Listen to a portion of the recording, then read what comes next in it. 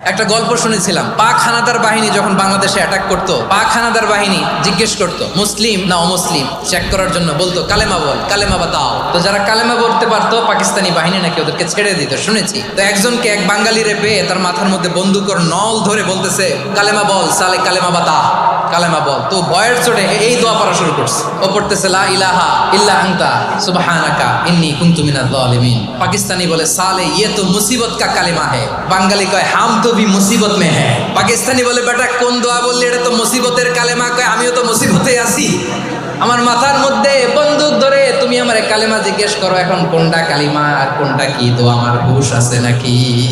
লা ইলাহা ইল্লা আনতা সুবহানাকা ইন্নী কুনতু মিনাজ জালিমিন। বিষ্ণুই বললেন দেয়ালে পিঠ থেকে গেলে, চোখে মুখে অন্ধকার, বাঁচার কোনো উপায় নাই, তখন এই দোয়াটা পড়তে হবে। এই দোয়া পড়ে আল্লাহর কাছে ফরিয়াদ করলে বিপদ মুক্ত করবেন কে?